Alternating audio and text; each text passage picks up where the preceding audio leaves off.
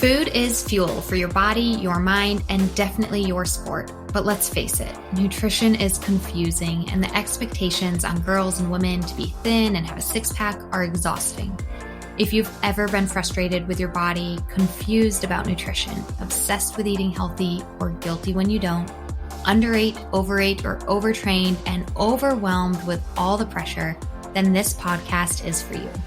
Nutrition can be easy, you can take control of it, but it might start with letting go of control by asking for help and making a change.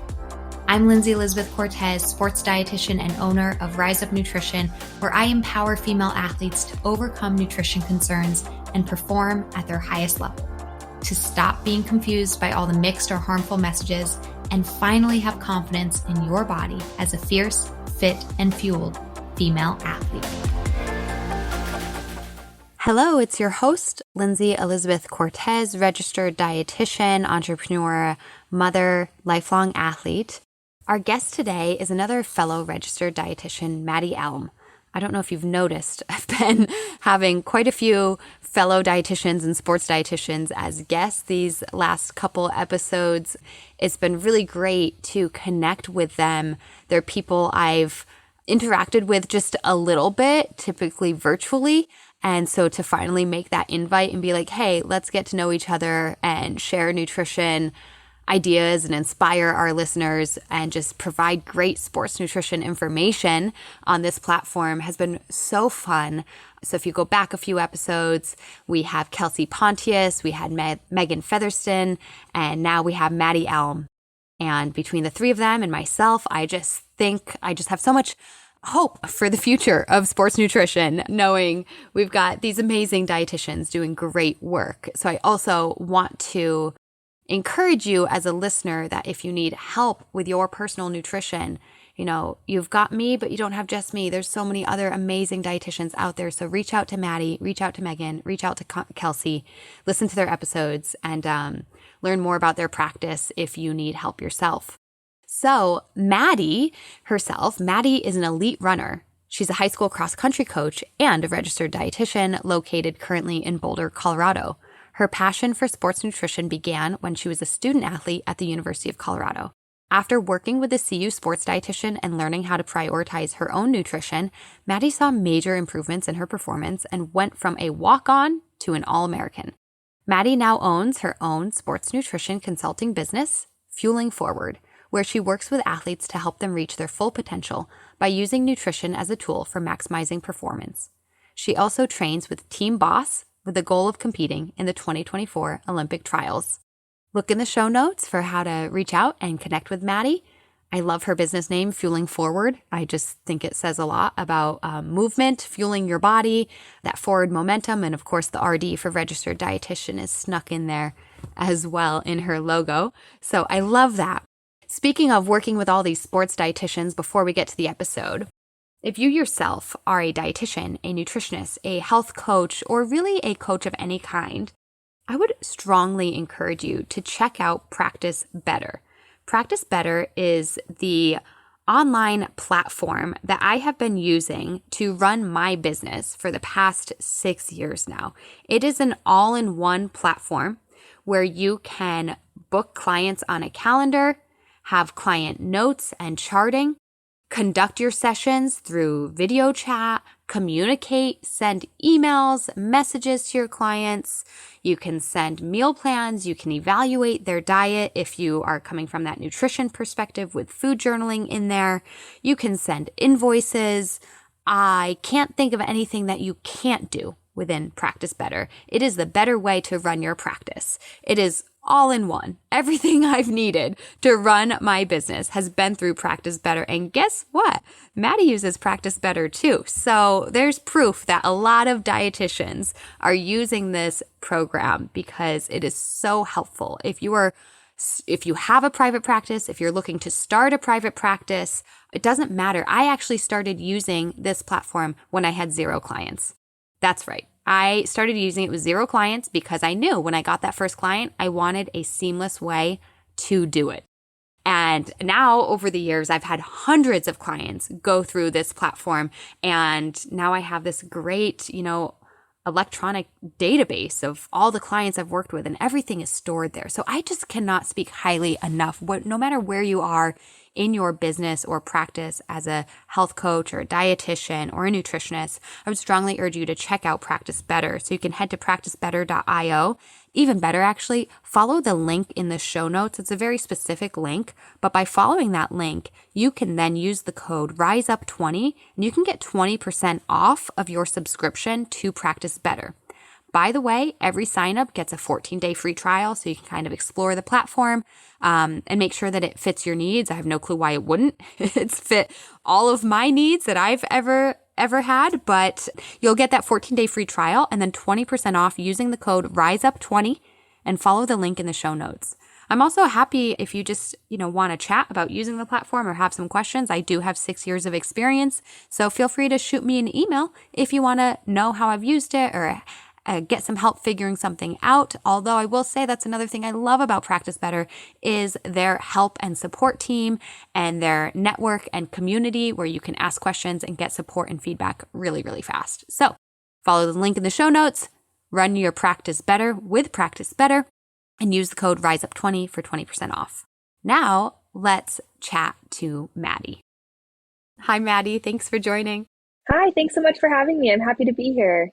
Yeah, and I'm really excited to just get to know you a little bit more. I first learned of you, honestly, through your work as a dietitian. Then we'll also talk about, your experiences as an elite runner as well. But through, you being another sports dietitian, I think I stumbled upon you through social media. And, then I've, had clients along the way, share a post of yours and stuff. So I just want to commend you for doing a really great job in the space of putting out good content for sports nutrition. Thank you. I really appreciate that. And I feel the same way about your Instagram profile and the things that you post. It's always nice to have a community of sports dietitians who share similar values. Yeah, and we do. I think this will be a good conversation that we share similar values to, I think, pass on to our people we're trying to help. Like, this is the way to fuel, Yes, exactly. Maybe sometimes it's good to have guests who have differing opinions just for the sake of different opinions, but it's also, there's a science behind this sports nutrition that we are preaching to our clients. And the more sports dietitians we have that are on the same page kind of proves that, like, this is what works. This is what we're leading you in the right path towards fueling your body properly. Exactly. Yeah. Exactly. Yeah. So you have, I think, a really interesting story of why you became a dietitian. Interesting in just how it really impacted your life as a runner.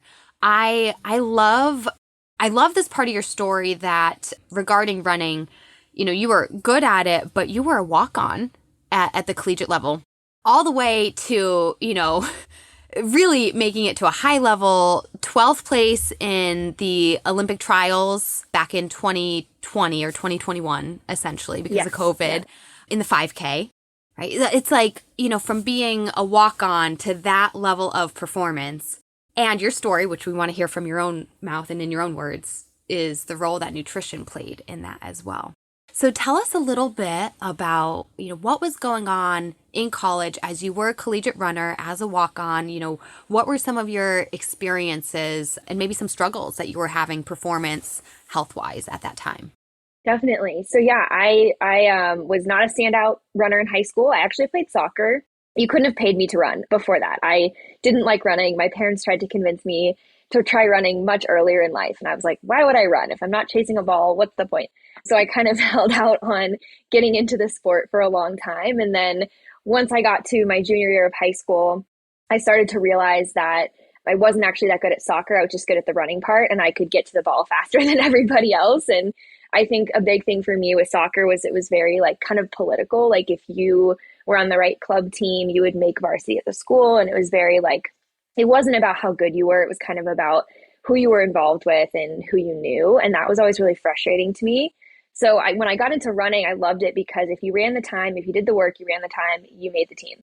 And I thought that was such a cut and dry, fair way to do it. And it rewarded hard work, which I really appreciated. So that's kind of how I got into the sport. I was actually a dual sport athlete my junior year of high school. I didn't fully switch to running till my senior year. So I was a little late to the sport. And I was good, but I wasn't standout great. I was on a good team. We made it to NXN my senior year. We placed like, I think almost last. There's a really funny picture of us. We've never been to a national meet like that. There's a picture of all of us watching the fireworks at the start, and the whole race is like gone, and we're all just looking up at the fireworks. Just mesmerized by being there. Yes, exactly. You forgot why you were there to run.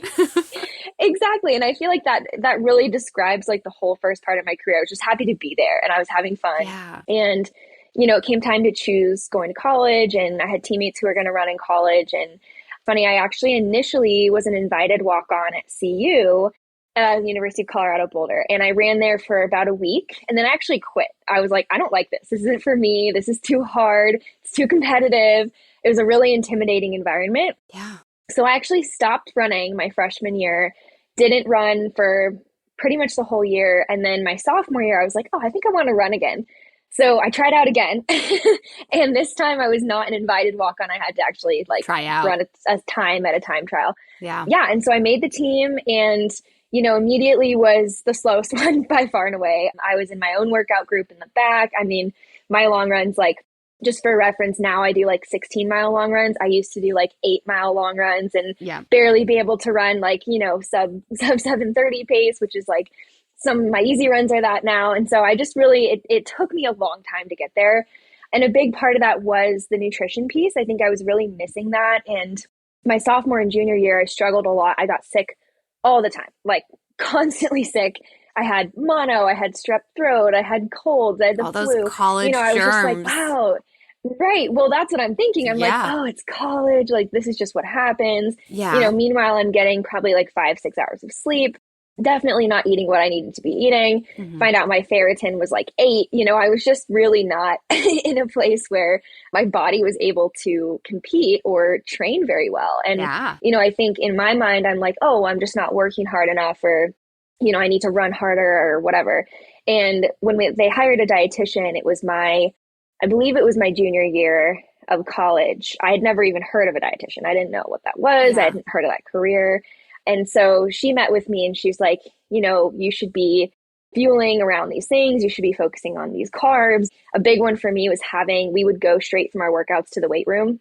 And by the end of weights, I could barely, we'd have to bike home from practice. I could barely bike home. I was so tired. Wow. And so she started having me drink a chocolate milk in between our workout and weights. And all of a sudden I could lift heavier weights, and I could finish the workout feeling good and bike home and not feel like I was going to fall over on my bike and pass out. Mm-hmm. And so it was just this moment for me where I was like, oh, maybe it's not something I'm doing wrong. It's something that I'm just not doing. It's something that I need to be more aware of. Yeah. Yeah. So that was a big moment for me, and integrated all that into my life. And I think, when you can lift heavier and when you can train harder, you see some of those shifts, body composition shifts, just naturally occurring, just because your body can now develop muscles that you couldn't before. And so I started getting a lot stronger. I got a lot faster. And by my 5th year, I ended up making NCAAs and finishing actually 12th there as well in the final. So it was a huge improvement. I never really saw myself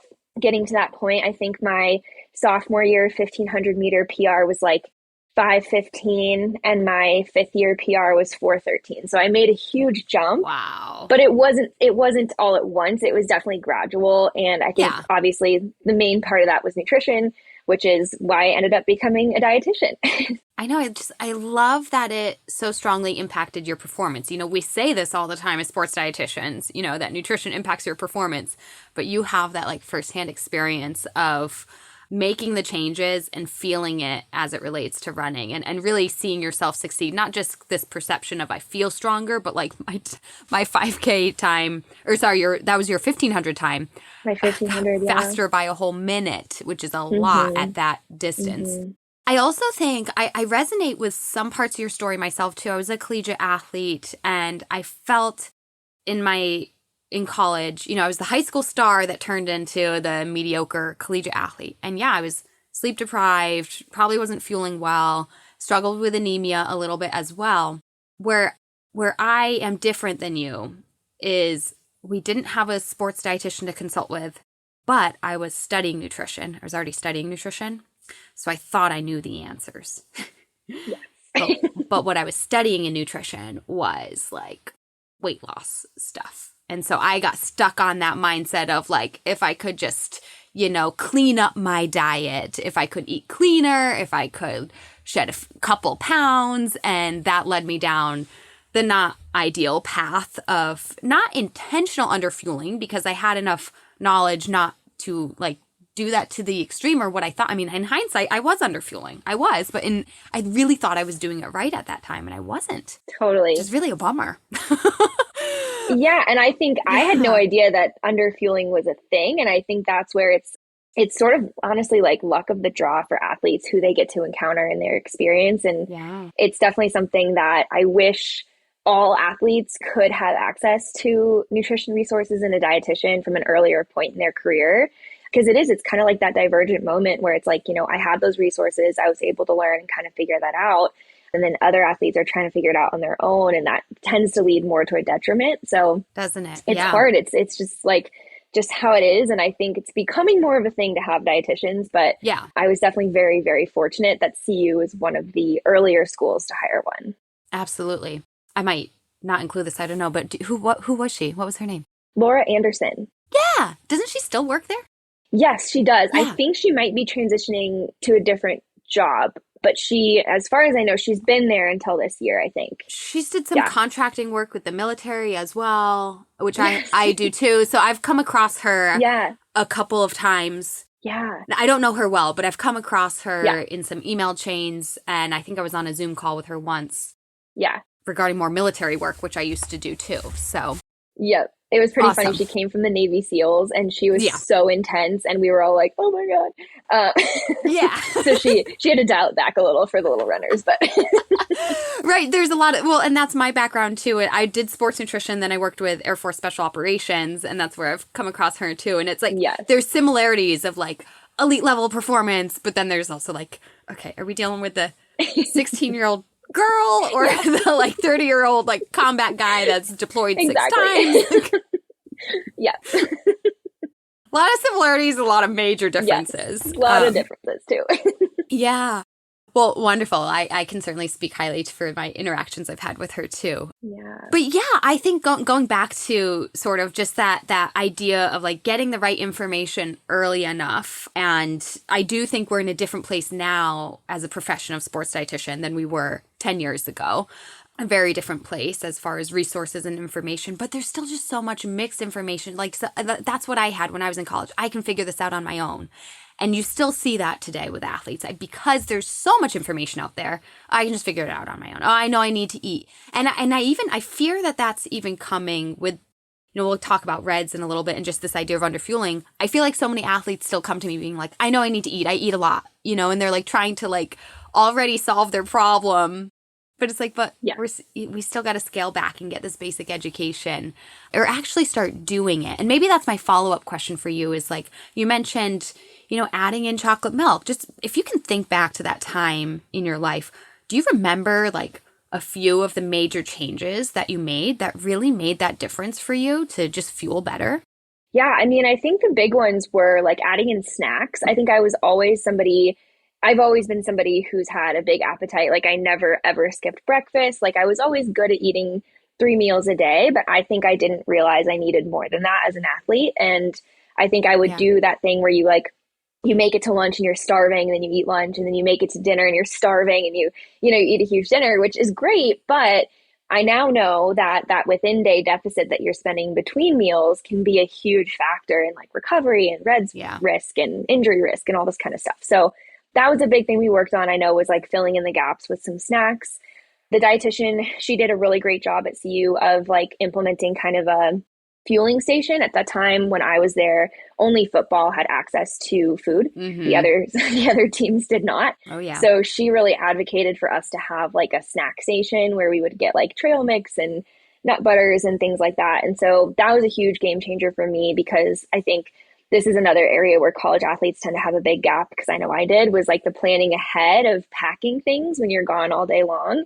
I just wouldn't think about it, or I would get to campus and be like, oh, I left my snacks on the counter at home, or, so having those resources and a way to actually execute our plan was huge for me. Mm-hmm. So that is a big part of what I realize now when I work with college athletes. Is like, I'm like, okay, I know the planning part is difficult, So that's kind of a big barrier, I think, to success for a lot of younger athletes for sure. But that was a big thing for me. So having those resources available on campus was a big game changer.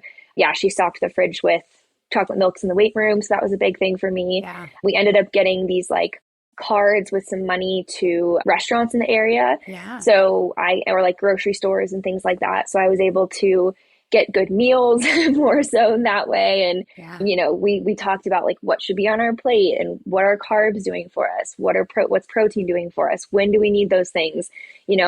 Salad is not a performance friendly meal and why. And so it was both the education piece that I was lacking and then also just somebody to help kind of guide me through it and walk me through what I actually needed to change. I wouldn't say I was super far off. I think I was very fortunate in that I always had a really healthy relationship with food and I never had restricted anything.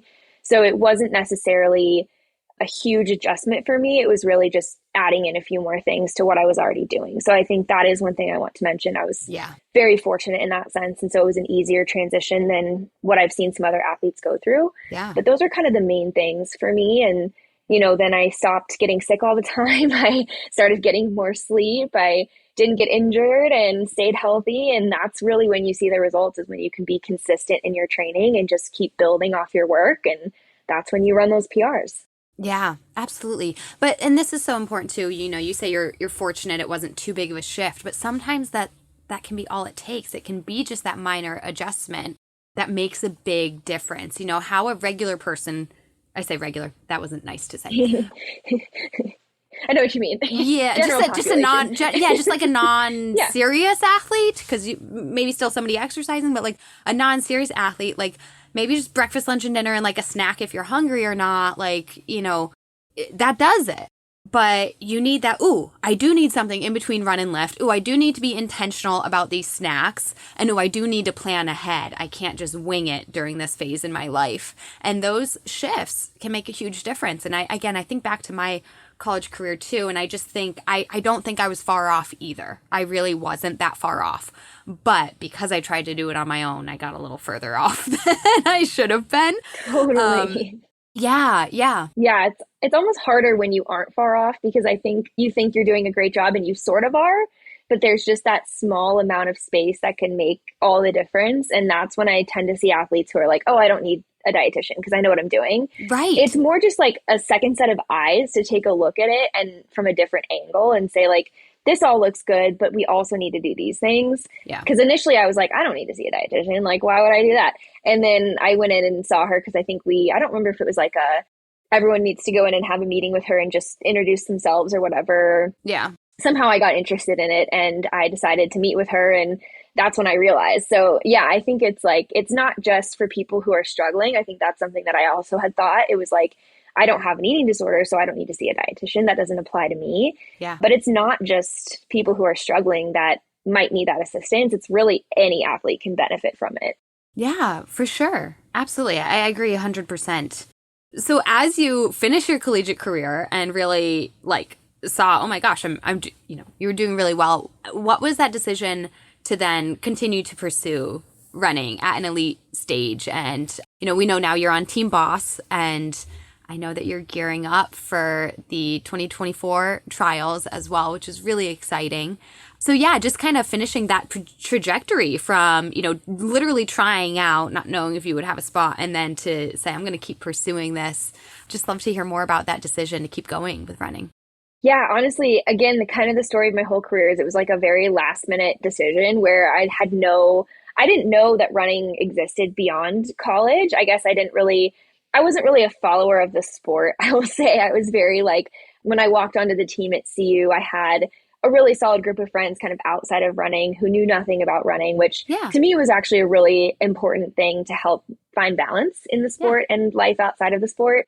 But all that to say, I didn't really know what it meant to run post-collegiately. I kind of was thinking of like, Jenny Simpson, who was one of the CU assistant coaches when I was there, who's like a professional runner winning medals. I'm like, oh, that's what running post-collegiately is. Like, you have to be a multiple time, NCAA title winner to go on and get a contract and do all this stuff. So it never had crossed my mind. And at NCAA's, I ended up making the final in the 1500 and placing 12th overall with a decent time in that year. And Mark Wetmore, my coach, was like, hey, have you ever thought about continuing to run? He's like, I think you could go on and keep running. And I was like, what do you mean? Like, what do I do? And he's like, yeah, I mean, just think about it. Like, you could run, you could keep racing, you could try to get a contract, you could do something like that. And at that point, I had already committed to get my master's at San Diego State. So I'd already decided I was moving to San Diego, for the next school year. And I had decided I wanted to pursue becoming a dietitian. So CU, we didn't have any really nutrition courses. So I was a pre-med major, and then I double majored in psychology because I was there for 5 years. And so I was initially thinking I wanted to go into like nursing or something in the medical field. So when I learned about being a dietitian, I was like, oh, this is perfect. But I had to do all of those courses and get my master's and all that stuff. So I had already committed to that route. So I kind of brushed it off and I was like, oh, yeah, maybe we'll see. Focus on career. So I got to San Diego. Yeah, exactly. I was like, maybe. Yeah. So I get to San Diego. I think I did a little bit of running over the summer, but not a ton. I actually connected with a coach out there, Joaquin Cruz. If you're familiar with him, he was a Brazilian 800-meter runner. He was almost a world record holder. He ran like 141 something in the 800 back in the 80s. Wow. He's amazing. So I actually connected with him because I was working as an intern at the Olympic Training Center in Chula Vista out in San Diego. Mm-hmm. And so he agreed to coach me for a little bit, ran with him for a while, found that I was still running as well as I was in college. I ran another PR in the 1500. So I was like, I kind of want to keep running. And it's tough, like, getting a contract in college is really difficult. Like, you do have to be pretty competitive, pretty high up there consistently to get your name recognized for the most part. So in a way, I had sort of missed that window by not capitalizing on my NCAA performance then and trying to get an agent and get all this stuff done. And again, it's just a confusing process that I knew nothing about. So didn't end up getting any type of contract or anything. But when I came back to Colorado in between my master's program and my dietetic internship, I reconnected with Joe and Emma, who were my teammates at CU in college.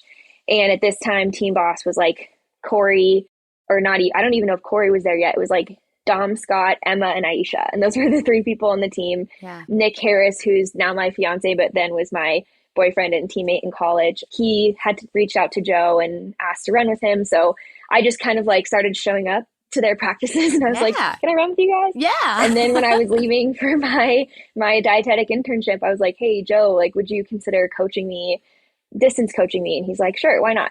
So I went through 2019 in Nashville doing my dietetic internship out there, working full time, training, really, really stressful year. Wouldn't recommend, wouldn't do again. Those dietetic internships are rough. Yeah. They are rough. Yes. Yeah. So made it through that.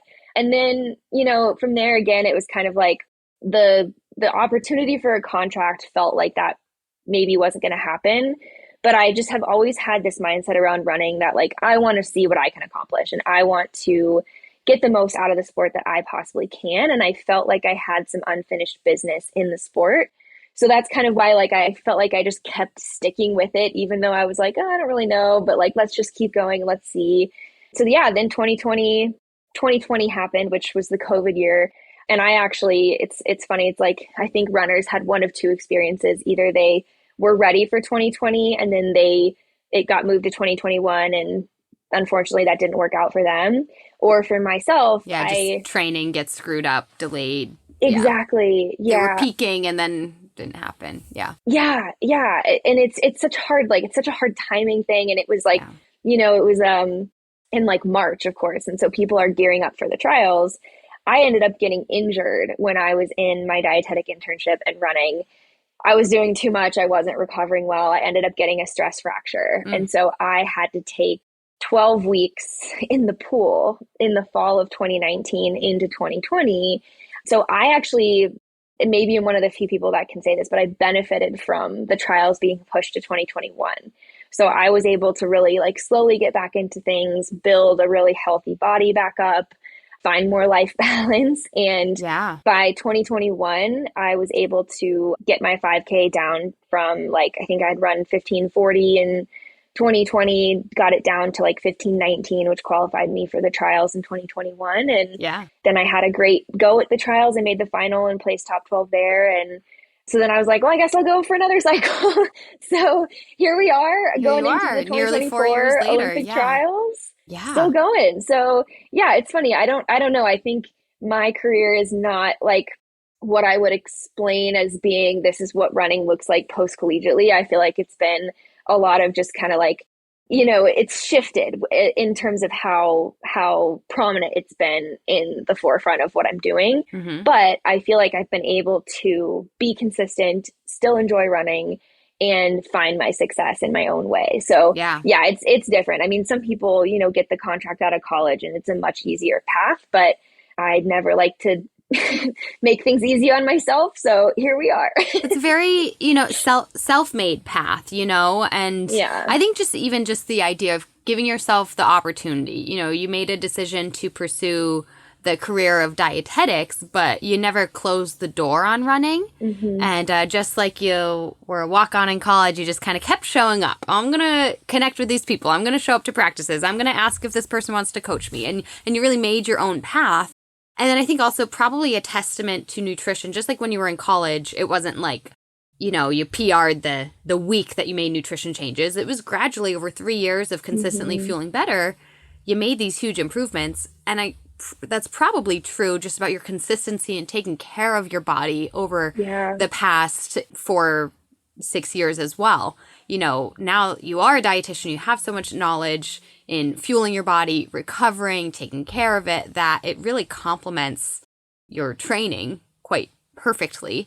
So you've been really consistent, with this self-made path. Yeah, for sure. Yeah. And I think that's been my biggest takeaway is like anything that happens quickly tends to not be sustainable. And it's really hard when you see the end goal, you see where you want to be.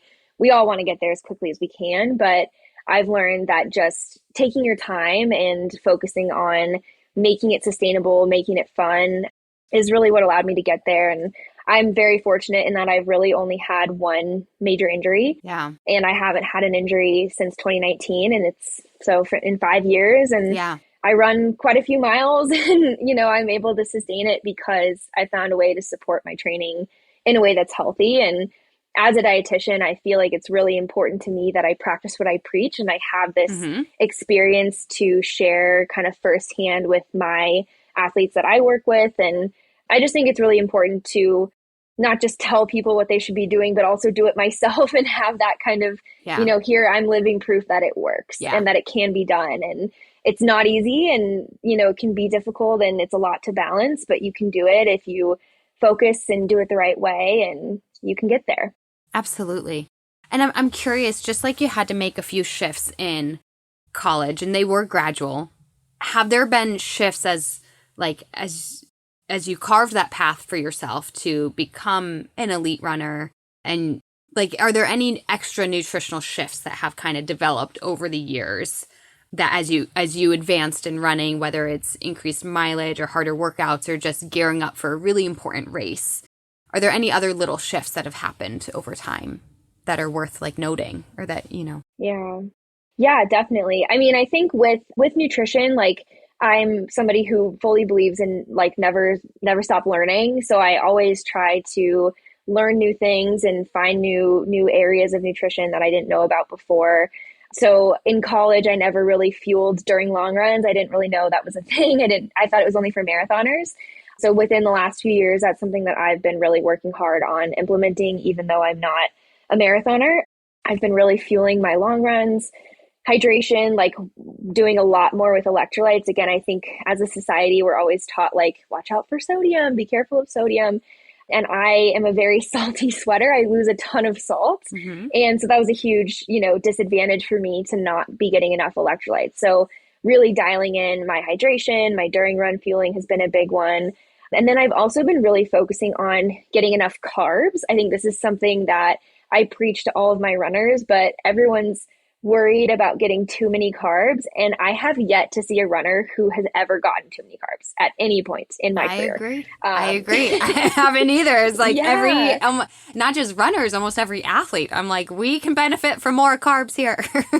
Exactly. And I don't ever encourage athletes to track. I don't track myself, but I'll sometimes do like a little check-in on my carbs and see how I'm doing with hitting, Yeah. carb needs and things like that. And it's definitely eye-opening to learn, how many carbs an endurance athlete needs and what it actually looks like to hit that. And I understand that it's challenging. And so I get to try out all the little tips and tricks like the juices and the flavored things and the sports drinks with carbs. And Yeah. yeah, so I feel like I use myself as an experimental athlete Yeah. essentially with everything that I then tell other athletes to do, kind of basing what I'm trying on myself in new things I'm learning as a dietitian. So I feel like I'm always trying new things when it comes to fueling. I'm just trying to build upon the basics that I already have. Nothing, I don't do anything like crazy, but Right. just the carbs and the hydration and things like that. And then from a training standpoint, we've definitely worked on getting my mileage up there. I run 80-mile weeks now and I do longer long runs. And Yeah. so it's taken me a while to get there. I definitely slowly increased to get there. Taking easy days easy has been a huge thing that we focused on. We go by heart rate. Sometimes it's surprising Okay. how slow you have to go to actually have it be considered an easy run. Yeah. And I definitely think I ran some easy runs too hard in college, and that definitely can burn you out or make low iron issues worse. And Yeah. so, yeah, learning how to balance the hard days with the easy days. And that's been something that I've learned a lot about over the last, 5-6 years. Yeah. I think we graduate, we get our degree, we get our certificate in becoming a dietitian, and we are the experts on paper. But the more experience you have, the more practice, we're always learning. And, I can definitely say for myself, I'm like, I know way more about nutrition now than I did when I first, walked Totally. out of the testing exam with my paper saying I'm a dietitian. And then Yeah. when you have that firsthand experience as well with different things, performing at a high level, getting to those 80-mile weeks, or just all these different experiences that you have and getting kind of some firsthand experiences, like we as dietitians can change our diet as well. And it's really helpful. And I just love, that's why it's like, okay, you had that experience as a collegiate athlete and now at the elite running stage, and just knowing those gradual shifts over time. We can know the science, we can read a textbook and say, oh, we need, 10 grams per kilogram of carbohydrate. But to actually like really practice that and implement that into your life, it takes time. It really does. And so I know sometimes people might listen to this podcast or other nutrition resources and can maybe roll their eyes. Yeah, I know during Run Fuel. Yeah, I know carbs. Yeah, I know electrolytes. But to really apply it is where the magic happens. And it really does take time. Yeah. Yeah. Yeah. Yeah. And that's where I think it's important, like for dietitians to understand where the potential obstacles are. So, if I'm trying to hit X amount of carbs in a day and I realize like, wow, this is really hard, this is a lot of carbs, then you understand where your athletes are coming from when they say like, this is difficult. Mm-hmm. And I have a really solid foundation. So it's definitely like, it's eye-opening to be the person that you're trying to have your athletes be, because then you can really say like from experience, here's where it tends to get difficult. Here's what you can try to overcome that. You can do it. Like, it definitely, I think the practicing what you preach and having your own life experience is really important, just as important as having that knowledge in this field. So yeah, that's why I love working with runners, because I am one, and I feel like we can really have a lot in common with all the challenges and things like that. Do your team boss teammates, like, are you all their dietitian essentially? I wouldn't say I'm like their dietitian. If Yeah. people have questions or like need a second set of eyes to look over blood work, I am always You're there. here to help. And, I have some teammates who will bounce more things off me than others. And generally speaking, like I would say Team Boss is a very unique team in that everyone is so good at fueling. Like everyone is crushing their fueling. Good. Everyone's got long run fuel. You should see us on our long runs. It's like just this, Joe's got like 7 gels out the window of his car trying to hand off to us. And we're all like, we've got this good system where we're all like getting over to the car to get our food and then giving him our wrappers, taking our waters. So yeah, I think Team Boss is really dialed in with nutrition. And I feel really fortunate to be on a team where the environment around fueling is so positive. I know that's not a lot of runners' experiences. Yeah. So that's something that I think makes Team Boss unique. And I think this is just an aside, but I was thinking about this the other day, and I think Team Boss has to have one of the lowest injury rates in pro running. Like I can't remember the last person who had a stress fracture on our team, Wow. which I think is a testament to Joe and my teammates and just the environment as a whole. So long answer to your question, I think not as many people need nutrition support or advice, but I'm always there to help you're if there if they need it. Yeah. Yeah, have that quick question or something. But that's great that it's such a good environment. Because also I would be like, that'd actually be kind of tough. You're like, wait, I'm your teammate, but I'm running a business. Like that'd be a little messy. If, totally. You'd be definitely way overworked, I'd tell you that. Yeah. So I'm glad that, and that's always hard. I know that's one of my biggest struggles as a dietitian is when it comes to like friends. Yes. Like asking nutrition advice. And it's like, for sure. Because it's really difficult because it's like I want to help you, but also like to really help you, I'd have to have like an in-depth session. I'd really have to look over your diet. We'd have to talk through this, and it's just like I don't want to kind of cross that boundary with a friend. It's worked the opposite actually, where clients have later become friends. That's easy. Sure, that's easy, but the roles reverse is actually quite difficult. Yeah. And I think people think we just like give advice and we're like, oh, try this. But it's really, there's so many things that go into me curating some of these recommendations. And I really need to understand a lot of things from medical background to training to current fueling to there's just so many things that go into it. It's not just a simple eat more of this. And I think a lot of people don't realize that. They don't realize that. They just think on a casual conversation over a cup of coffee or whatever, like you can just tell them how to fix all their nutrition problems. And it's like, no, this is why it's a job, because it takes me time and effort to do this. So anyways, I'm glad that's not happening to you, because I was thinking that would get real tricky. Yes. No, my teammates are very aware. They're very, very thoughtful about that stuff. And they're always, they'll buy me a coffee if they do ask me questions, which they don't need to do that. But, they're very thoughtful in that way. So, yeah, that's awesome. Yeah. So you mentioned like shifts as you have progressed in your running. During Run Fuel was a shift, just really dialing in those carbohydrates. And then electrolytes. And I have to say, I've come across your social media page before in Instagram, but last night I was looking through a few more, and I really saw that on your videos. I was like, she does a lot of electrolytes. I wasn't counting up the milligrams or anything, but I saw it. Yeah. So that's wonderful. And I personally have, although I grew up in Massachusetts, I've been living in southern states for a while now. So I've felt that difference from like New England girl, then like Florida, Georgia, Texas. Like I need electrolytes for sure. So I feel that. But I'm curious to know, and I know you have whole foods, first foods approach, just like I do, and then electrolytes as needed. I didn't, as a scope in your Instagram page, didn't see many supplements, and I just wanted to kind of ask you your stance on supplements, not just as a dietitian, but also as a runner. Like if they do, where do they come into play, and which ones, or how do you go about that? Yeah, I think supplements are tricky, especially with social media, because I feel like there are a lot of influencers for supplement companies. And this is where, as a dietitian and a runner, it's really difficult sometimes to see athletes promoting these supplements that like a lot of them actually don't use. And I know that they don't use them and they just promote them because they get paid to. Then I have clients who are like, oh, I saw so-and-so using this, so I bought it. And I'm like, well, so-and-so doesn't use it. So, it's hard, because I think there's this kind of misconception around supplements that they're going to be this like fast track to fixing your problems. And what I tell my high school athletes is that you can't put a roof on a house without walls. So if you don't have the basics of fueling down, if you're not eating 3 meals a day, if you're not eating snacks, you're not fueling before and after runs, you're not doing the electrolytes, then putting, a supplement roof on that isn't going to do anything for you. There's nothing to support it. There's nothing to actually make it work.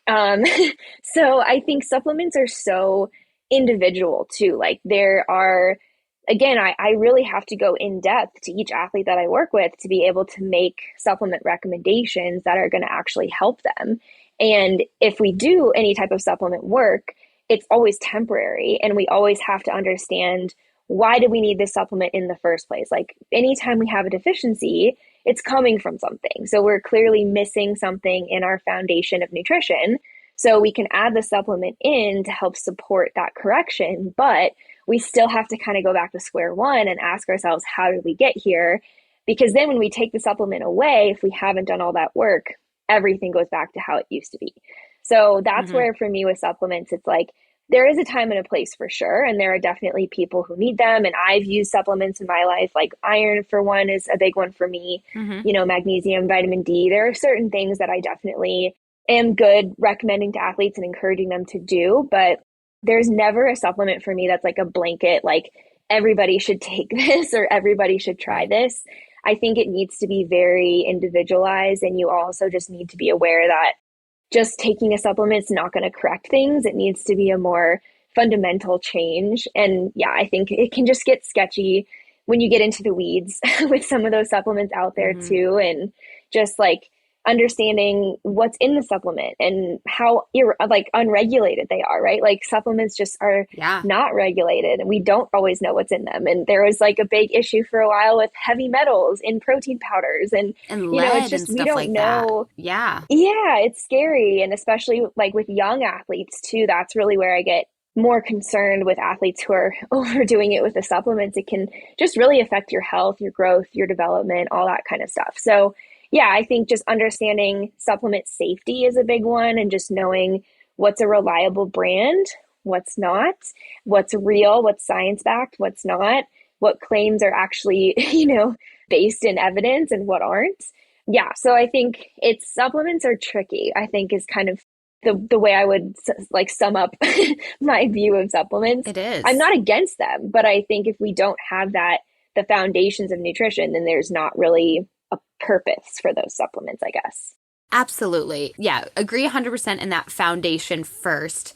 And you also mentioned like if we are going to take a supplement now, it's hopefully a temporary thing because we should be able to support our nutrition and fueling needs with food or lifestyle, approaches. And so this might be temporary to get over this, help you get over this issue or this period in your life or this injury or this training phase, whatever it might be. But I also I kind of wanted to double tap on how difficult it is actually as a dietitian and now as a runner for you as well.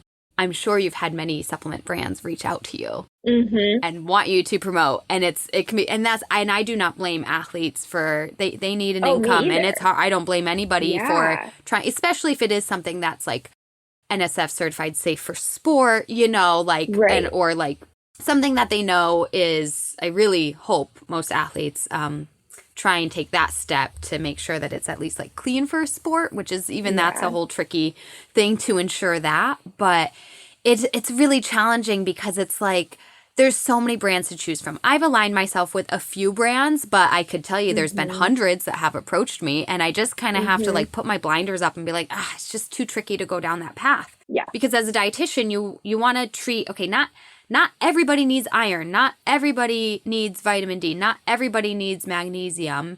And those are some pretty generally safe ones as Yeah. well that in a sport population people might need. But even if you decide somebody does need it, from there's dozens of good quality brands to choose from. So it's really hard to just Mm-hmm. align yourself with like one brand. Yes, I agree. And yeah, certainly athletes have done that because it's I would imagine difficult to maintain running at a high level unless you have like, really good professional contract. And so, Yeah.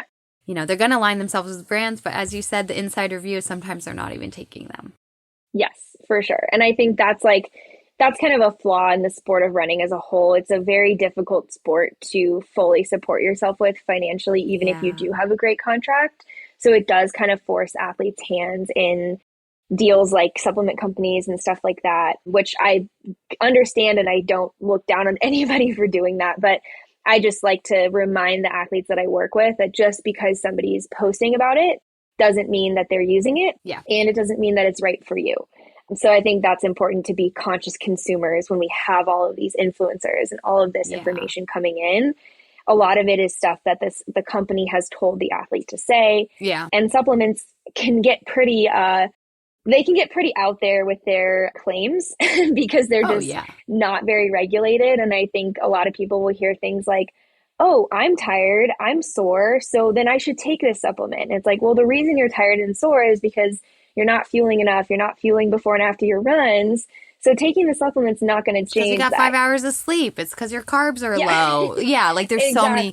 I know. People still just struggle to accept the big picture. No, and I get it. Like, we all want that quick fix. Do. Like, no one wants to have to put in tons and tons of work. I understand that for sure.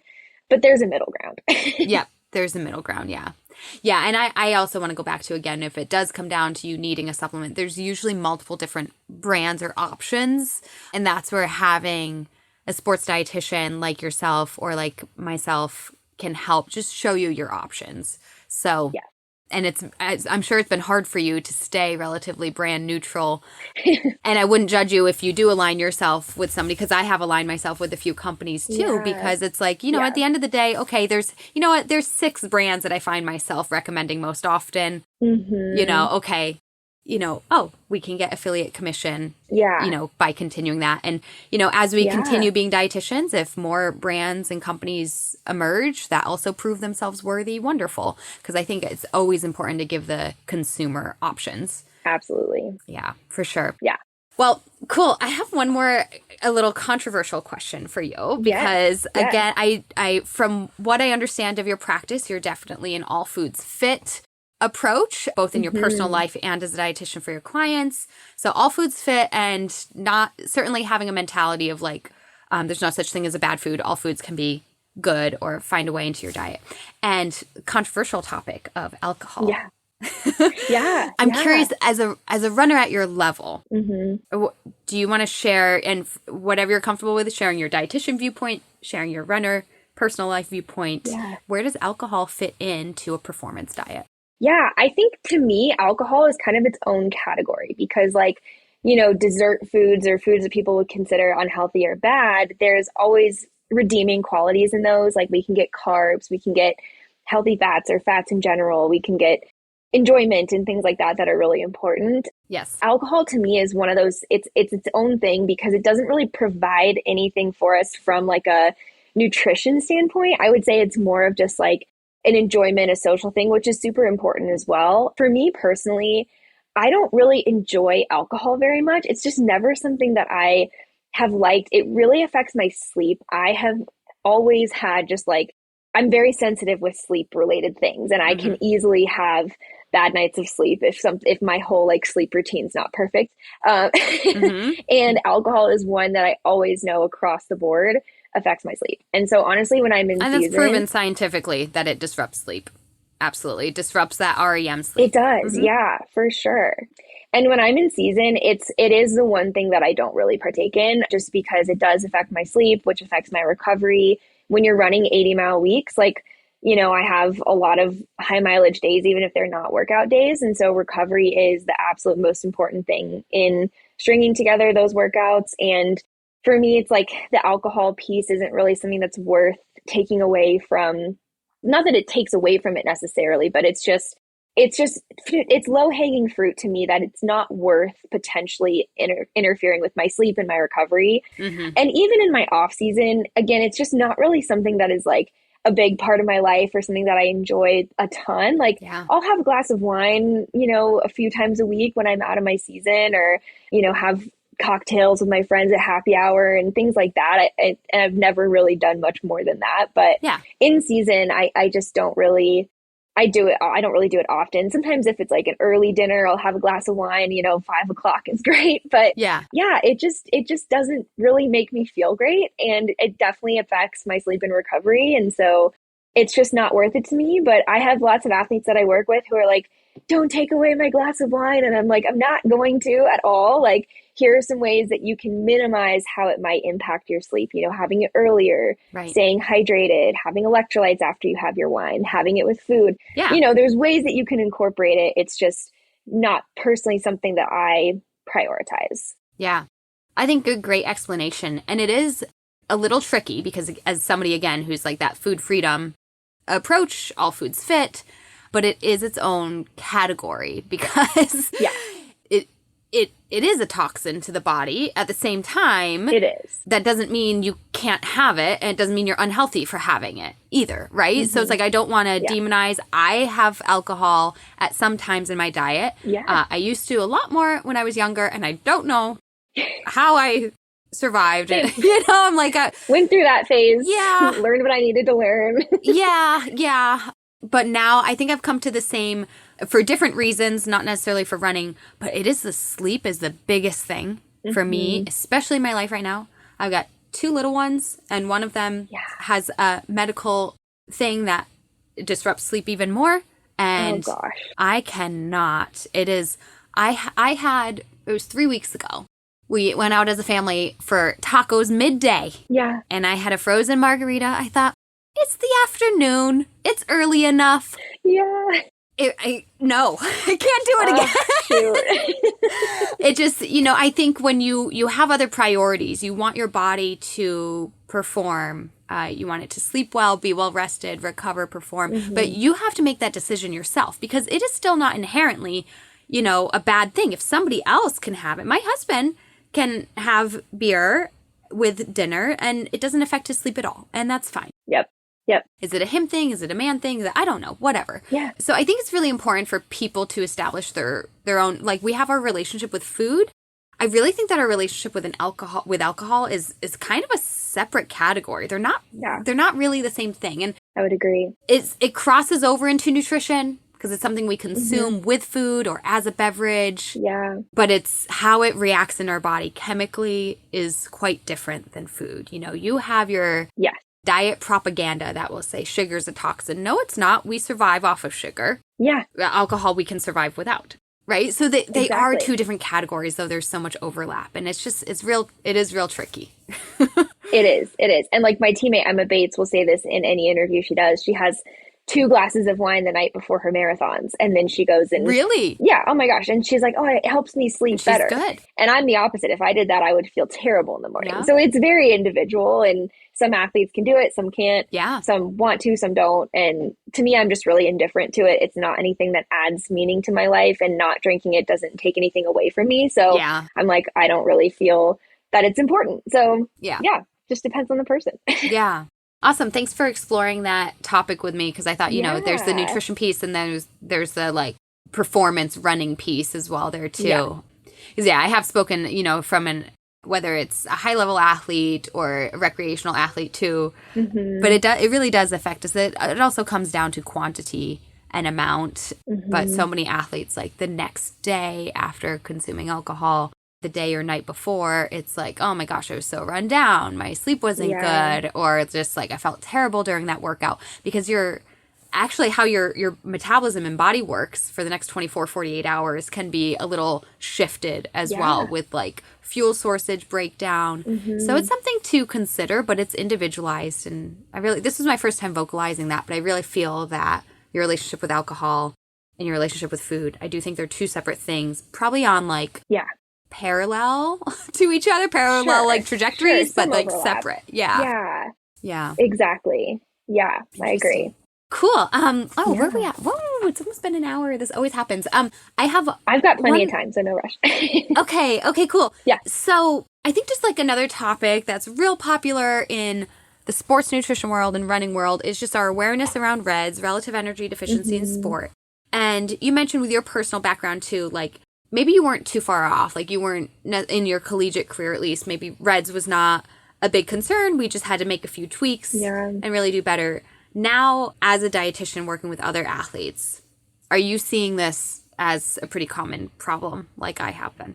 I would say probably 90% of athletes I work with have it to some degree. Yeah. And I think it's something that can sound really scary. Like you hear REDS or someone tells you might have it and you're like, oh my gosh, it's like this diagnosis. It's this like condition, but it's also on a spectrum and it doesn't really take a lot of an energy deficit to get there. And it's more of how long you've been spending in a deficit. So I always try to reassure athletes that like, it's not a death sentence. It's not like you don't have to stop running always. It's not always this thing that's like going to be this affliction that's going to affect you for the whole year, but it's good to be aware of because there are a lot of symptoms that come up earlier than others. And so knowing what the symptoms of REDS are and what it could feel like and how to catch it and correct it before it becomes an issue, I think is super important. So sometimes I'll have athletes who have maybe 3 symptoms of REDS, and then sometimes I'll have athletes who have 10 symptoms. And so it is very much a spectrum. And a lot of times what causes those symptoms across the board is underfueling or just not getting enough carbs or, not enough of the right things. And I think most athletes too think like, oh, I have to have lost my period, or it has to be really, really extreme for this to be underfueling or to be a problem. And that's not really true, right? Like a lot of times like losing your period is kind of the last thing that happens when you've been in this deficit for a long time. And so there is definitely a spectrum. It's not just like a diagnosis and criteria that are all the same for every single athlete. But I think because we're more aware of it, I'm hoping the narrative is kind of shifting around what's important when it comes to fueling and performance. And I think, we can all agree that for the last however many years, that lighter is faster mentality has kind of permeated the sport and really caused a lot of issues for young athletes and athletes in college and beyond. And it's a huge disservice to athletes to try to convince them of that. And I think, unfortunately, there are a lot of kind of old school coaches who perpetuate that myth and, teammates and parents. And there's just so much misinformation out there about what actually impacts your performance. And like I said earlier, I have never seen an athlete in my whole career who is overfueling or eating too many carbs. I've never seen that.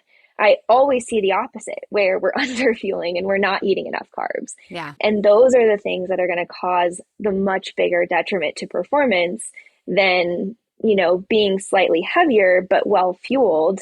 You will run better. I weigh the most I've ever weighed in my life right now, and I'm running faster than I ever have in my life.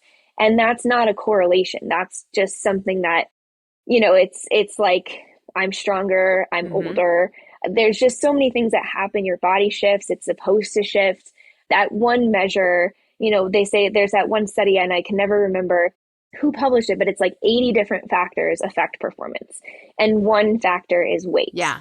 So if you focus on that one factor and you forget the other 79, that's not going to be the answer. You're doing yourself a disservice. So it's hard. Yeah. But yes, I think I'm glad it's becoming a term that people are more aware of. And I do think a lot more athletes have it than have ever realized or have even thought about. But it is very, very prevalent. And developing REDS is going to be much more detrimental to performance, like I said, than experiencing body shifts and things like that. Yeah. And I think to really hit this home, it's the detriment of underfueling can be so severe. It also can be really picked up on rather quickly. Like, if you're underfueling for a week, that might not be a huge problem, but you might notice it within a week of I'm run down, I'm sore, or like my bathroom habits were weird this week, or I didn't sleep very well this week, right? You're going to notice that like pretty darn quickly. And then the longer that goes on, the more severe and problematic it can become to be in the state of low energy availability or REDS. And it ultimately can lead to worsening performance or more internal health issues like hormonal imbalance, like you mentioned. And yet so many athletes, I had this question from my group clients, was it just last month, like still being like, but how do I know if I'm overfueling? And it's like, always, one of the reasons we don't know if we're overfueling is because it's not as detrimental. It doesn't really hurt us as much. So it's not something to really worry about. Like if you did overfuel today, most likely you're just going to have a little extra energy tomorrow, and that's going to feel like a good thing. Yeah. If you did overfuel for a week, maybe you're just feeling real energized, or maybe your hunger cues then kind of back off a little bit and it self-regulates because your body's like, oh, I'm full. I'm not as hungry. Like I'm good with this portion of rice on my plate. I usually have a little more, but I'm good right now. And you like self-regulate, and it's not a big deal. I don't know if you have anything to add to that for like, how do people know if they're overfueling? It's just not as big of a deal. And it kind of most of the time it figures itself out, versus the underfueling doesn't figure itself out. Like you have to intentionally try and fix that. Do you agree? Yeah. And what I always tell athletes is like, your body is not trying to trick you. If you're hungry, you need something. It's not trying to get you to eat more than you need. It doesn't have any ulterior motive other than to get the fuel that it needs to be alive. Yeah. Your body is not like an independent thinking thing. It's literally just a machine that's like, here's what I need. Here's my input. Here's what I need you to do. And there's not this like, oh, can I trust that hunger? Is that real? And I think that's where a lot of athletes struggle, is that they've at some point in their life ignored what their body has been telling them that they need. So you lose that connection with, is this feeling hunger? Is this fullness? Is this overeating? Is this undereating? Yeah. You just can't tell. And so you start to second guess yourself. You lose that confidence in your ability to listen to your body. And I think that's where athletes, in my experience, tend to run into that. Am I overfueling? Am I underfueling?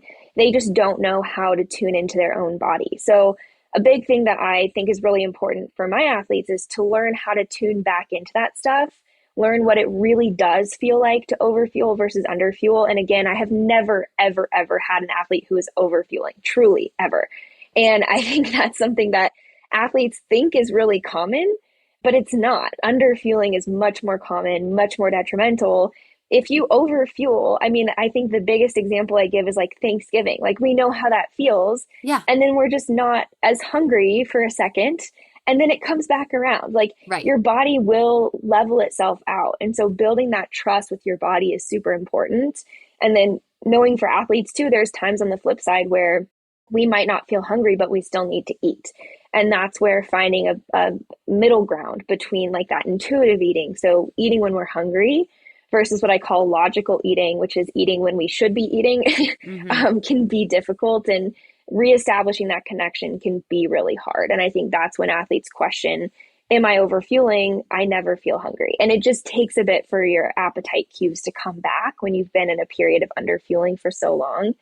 So yeah, I try to teach athletes more of what to look for when you're underfueling, kind of the first signs of underfueling, like poor sleep, changes in digestion, irritability tends to be a big one that comes up for a lot of athletes, or mood changes, trouble focusing, soreness all the time, easy runs feel really, really hard, things like that are going to be more common than if you're overfueling, you might just feel too full for an hour. It's just not the same thing. It's not the same issue, and it's not going to cause the same outcome. Nope. I agree completely. So I love that, you working with your athletes and clients, not just on like nutrition for high performance, but really that it being in tune, intuitive, listening to their body, trusting in their body more. I think that's wonderful. And it's very parallel to, my practice as well. So tell us a little bit about your practice and the ways that you are currently helping clients. And if you want to talk about right now versus maybe some plans for the future as well, if you expect that to change or develop differently. Yeah, totally. So I've recently actually, speaking of continuing to learn, I've gone through this like functional medicine for dietitians course, which has been awesome and I've loved it. Great. So I've been incorporating a little bit more testing for some of my athletes. I'll do a little bit more with like blood work. I can do hair tissue mineral analysis, which is so much fun. GI maps for people who have really chronic GI issues, Dutch tests for hormones. So it's been really fun to implement some new tools, which I've been loving. But typically what I do with athletes, if I'm working with them in a one-on-one setting, is we kind of work on those foundations of fueling. So what I call meal hygiene, like, are you eating in your car on your way to go somewhere? Are you sitting at a table and eating and focusing on your food? Are you chewing well enough? Are you drinking too much with your food and that's taking away from how much you're eating? Balance of plates. So a lot of athletes are like, oh, salad, healthy. This is going to help me be better. But salad for me is underfueling because you're not getting carbs, you're not getting protein, you're not getting calories. So we really work on those fundamentals of like how you're approaching meal times, how you're building a day-to-day fueling schedule, how you're balancing your meals and your snacks, always fueling before and after training, hydration, fueling during training. I always start with those basics. Yeah. For some athletes, depending on the symptoms they're having or what they're dealing with, we will expand into blood work. So trying to figure out, if there's an iron issue, how can we address that from a more holistic approach? So we're not just pounding tons of iron, like how can we, make it something that's going to come up and stay up? And so it's just a lot of individualized stuff, I would say, like working very much with the athlete and understanding, if I run, I'm sure you run into this too, where an athlete will be like, I went to my doctor, they looked at my blood work, they said everything was fine, but I feel terrible. And there's this middle ground where symptoms kind of trump results sometimes. And it's getting to the bottom of why you're feeling that way and what's right for you. And Like for me personally, if my ferritin is below 50, I don't feel good. And the doctor would Yeah. look at that and Say be it's like, fine. oh, you look great. Hmm. But that's not the case for me. So it's really just learning more about yourself, about what's right for you, what that actually means for you, how to get there, and then how to maintain it.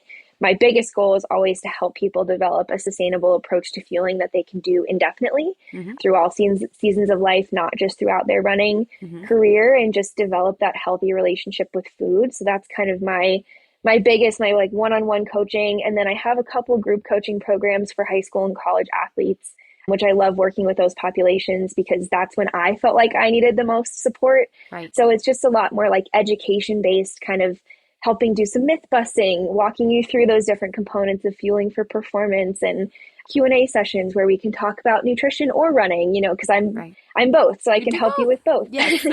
Yeah, so that's kind of what I have now, and I'm working towards adding another group for marathoners because I love working with people who are training for, their first marathon, or they want to run a PR or whatever it is, Yeah. that population too. But yes, love working with any endurance athletes. I work with some non-endurance athletes as well, and just all ages, all levels, here to help for sure. Love that. We will be sure to include your website and ways to contact you Awesome. in our show notes because I think it's really important work. It's work that I've been doing for years too, and we need more help with it. And you're doing a fantastic job. Thank you. And I mentioned too for the future because you've got the Olympic trials coming up in June, is it? Yes, in Yes. June. So Mm-hmm. super excited for you to continue to pursue that. And then you also did share that this will likely be your last year. 2024 will be your last year of running at this level. Yeah. Yeah. Yes, at this level. Yes. Yes, it is. I know it's funny. I think I feel very fortunate to get to choose that I'm going to be done after this year. I know a lot of people unfortunately run into injuries or things that kind of force them Yeah. out of the sport and feel like they have a lot of unfinished business, and that's really hard. So I feel really at peace about this decision to move past this level of running, and I've absolutely loved it, but it's a lot of work. It's a big sacrifice. And I'm kind Yeah. of at a point in my life where, being realistic with how competitive I am, yes, I'd like to make the trials, make the final. Yeah. Am I going to make a team? I mean, I don't want to write myself out, but odds aren't in my favor. And so I think just I'm at the point where I feel like I have really given myself the opportunity to get everything out of this sport. Yeah. I'm super excited to go for it one more time. It's funny, I actually sometimes feel like more motivated knowing it's my last year. Sometimes I'm like, oh, Yeah. I can probably count down how many 16-mile long runs I have left in my career, and all these things where some people might feel like of course it's sad, and of course it's going to be different to end this Yeah. chapter, but I'm actually getting married at the end of September. So it's going to be a fun, end of one chapter, start of a new chapter. Yeah. I feel really at peace with it. My teammates are all supportive. Joe's supportive. We're like, let's do it. So I'm just excited to finish on my terms and I love that. just give it everything I have, and Yeah. and then see what life has in store for me afterwards. Right. I mean, you've got this great Yeah. career going for you already. And you coach as well, right? At a local high school. So that's, Yeah, that's so it's fun. actually my old high school with my Oh, so old fun. head coach who coached me in high school. That's awesome. So it's fun. Yeah. So, I mean, I think it's, there's a lot that goes into making a decision for a life change, but I'm glad that it feels right for you. So you're super excited to, Yes. you're motivated to finish strong and see how far you can get at this level. But, there's so many other opportunities and ways to be involved in this sport and other sports through your role as a dietitian, as a coach. Mm-hmm. And congratulations on your engagement and your upcoming wedding. Thank you. Yes, planning a wedding on top of everything is, Super like busy. I said, I like to make myself as challenged as possible in my life. So yeah, so busy. Right on par. Thank you for going over time. I have a few final no problem. quick questions. You ready? Yeah, I'm ready. Go for it. If there's one food you could eat every single day for the rest of your life and never be sick of it, what would it be? Ice cream. I do that anyway. Yeah. Never get sick of that. Love hearing that. It's one of my top as well. Yeah. What's your favorite sport to participate in? I mean, I would say track. It's really the only sport I'm good at. Yeah. Makes sense. You've dedicated a lot of time and effort into it. And what about as a spectator? Do you have a favorite sport to watch? Is it the same or different? I really like watching either soccer or basketball. Those are probably my two favorite. Yeah, and soccer is part of your roots there. as well. Yes. Okay, and then final question, to give a shout out to another female athlete, somebody well-known or just in your personal life for just being an inspiration or a role model, who would that be and why? Oh my gosh. I mean, I'm surrounded by 15 of my favorite female athletes every day on Team Boss. Yeah. Yeah, I mean, that's tough. I think honestly, all the women on Team Boss are super inspiring to me because everyone has, in their own way, like gone after what they've wanted, made it happen for themselves, found a way to make it work, surrounded themselves by people who are supportive, advocate for what they want, what they need. And I've learned a lot from them just in life and in running. And I feel very grateful to be around them every day. I love that. So to all the female athletes on Team Boss, yes. And to you, Maddie, thanks. Thank you for being an inspiring female athlete and sports dietitian and for helping other people fuel to their highest performances as well. Thank you. You too, Lindsay. Well, everybody, thanks for listening. I really hope you enjoyed that episode. And if you did, if you are a true fan of female athlete nutrition, then I would love if you could support our podcast by spreading the word. Share a review on your listening channel, give us 5 stars. It really helps get the word out and get the show more views to positively impact others. Also, you can support the podcast by joining our Patreon. Head to patreon.com/female athlete nutrition to consider a donation, or even better, join our membership where you get extra monthly content and perks. We don't want you to simply listen alone. We want you to be a part of a community and a movement of fierce, fit, and fueled female athletes. So patreon.com/female athlete nutrition is where you can do exactly that, learn more, and join. A huge thanks to our affiliates and partners as well. Once again, Prevenix, Inside Tracker, Orgain, Practice Better, Jen and Carrie. Please go check them out, and their links in the show notes where you can get deals and discounts. Last, be sure that you do more than just listen. If you need help with fueling, it's time to take action. Head to my website to learn more. You can either book a free call with me to learn more about our coaching programs and how we can work directly with you, whether it's the fast track or otherwise. Or you can take our online self-study course, Female Athlete Nutrition. You can literally sign up and gain access right now. You can explore our downloadable products, including the Red S Recovery Guide, High Iron Fueling Guide, or if you are a coach of a team, check out our brand new Coaches Toolkit for teams. You can also just learn more. We have a blog, a Red S quiz to see if Red S is affecting you. If you need help, I want you to get help fast. Too many girls and athletes struggle with nutrition, but you don't have to any longer. You can rise up with the power of nutrition, take action today in any of these avenues, and become fierce, fit, and fueled. Links in the show notes, and we'll see you next time.